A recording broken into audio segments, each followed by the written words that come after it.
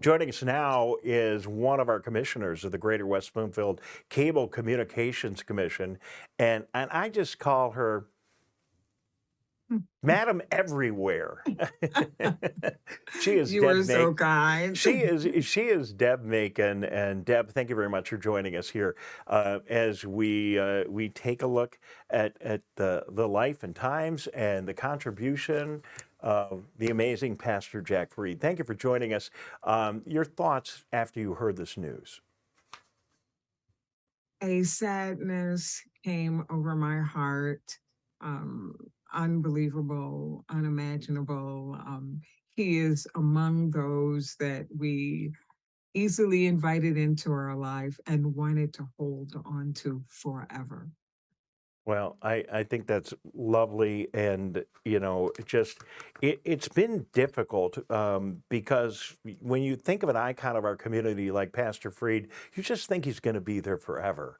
He just seemed like Absolutely. he just seemed like he Mhm. was, and he was publishing his blog and having breakfast right up with folks in the community right up to the day he passed, which is no big surprise. But let's take a look back and talk about some of the earlier days and some of the events that he had huge impact on that wouldn't even be going on, for goodness sakes, if it wasn't for his Mhm. contribution. And let's start with something that's very near and dear to your heart, and that is Michigan Week. Can you tell us about your Yes. interaction with Pastor Freed and Michigan Week? And I'm sure you got some stories.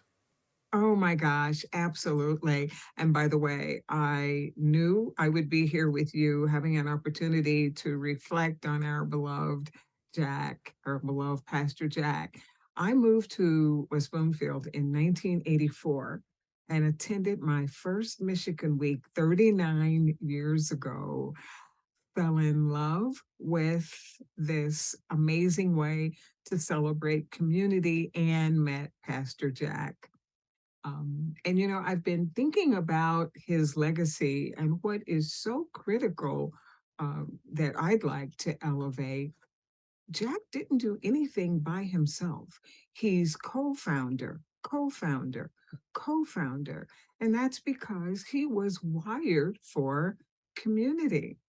And one of the things, a story that is just dear to my heart. When I became actively involved in Michigan Week, of course, I had a conversation with Pastor Jack, and he laid out what his expectations are. Maintain, yes, he did. Maintain our traditions, make it all about community, and make sure we're out of there at 9 o'clock. Deb, make that happen. Well, and that's important because people had to get on with their day. Isn't it always great? Because this kind of reminds me of my mom too, Agnes Scott. Yes. Isn't it always Hmm. great when you have somebody with gravitas who people respect? And I think I can say the same thing about my mom. At least I respect her, and I know many people in the Oh, community did. But isn't it yes. interesting when you have somebody like that with great gravitas, and then they know that they can come in and say whatever needs to be said, and he would do Mhm. that, but certainly in a gentle, helpful, and very productive way. Absolutely, Dave. And yes, all of those can be said for your mother. I Thank was you. among those privileged to have met her. Well, thank you very much. So his impact not only on Michigan Week, but certainly on Hmm. the Optimist Club, and I could just keep going on and on. His amazing Yes. role in clergy for not in clergy in the clergy association. I Hmm. I think I'm Hmm. saying that correct. He really helped Well, found that organization, correct? you know what? I emphasize the co-founder role because he co-founded everything with other amazing icons. So Jack was co-founder of the Greater West Bloomfield Clergy Association and Community Forum. And his partner in that specifically was Gary Faber, who represented the community side. And that organization is unlike any other. And I'm convinced that it's because it mirrored Jack's spirituality as well as his passion for community. Well, and He did not. he was Mhm. way ahead of his time with regard to making everybody feel good, feel important, and be a part of the community. And today we would call that inclusion. We would call that equity. And he didn't need to use those words. He was way ahead of the game, don't you think? You know what, Dave, I know he was. When I referenced that he was wired for community, with that, he was wired for connections and had an incredible passion for belonging. And those can't exist unless other people are at your side who share that connection, share that passion. And literally, yesterday, I picked up one of my new books at the library and have it here, The Optimism Bias, a tour of the irrationally positive brain.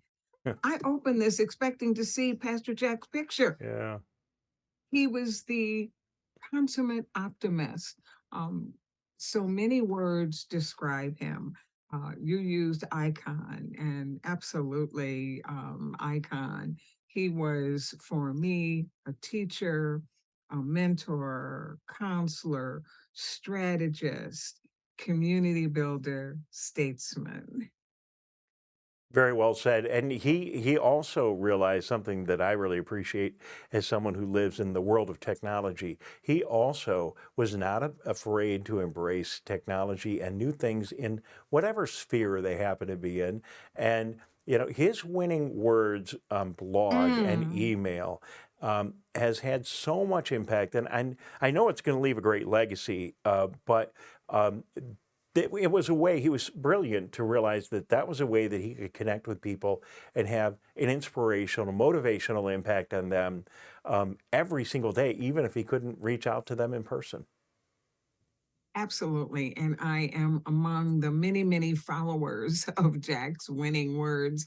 And I'm I'm more than a little disappointed that I won't be able to look forward to it. But you know what? I have all of them because I was a regular.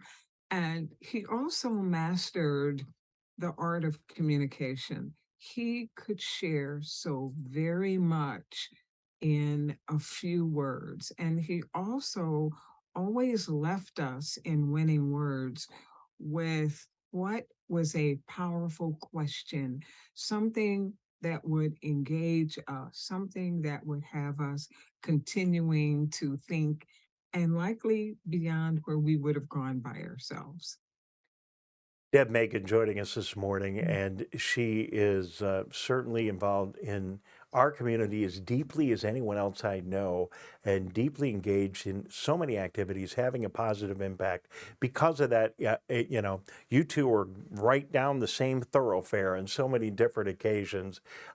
Is there any other story before we say so long? Any other memory or any other Um, story you want to share with us today? you know what? Yes, there is one in particular.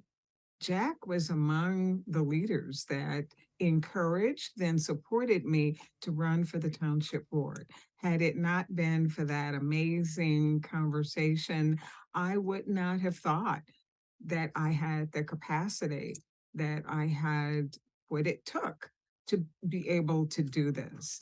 Jack had the ability to see beyond what many of us could see of ourselves. And I will forever be grateful to him and the amazing friends that formed the 3R committee to catapult me into a public policy life. Well, Reasonable, responsible, and respectful.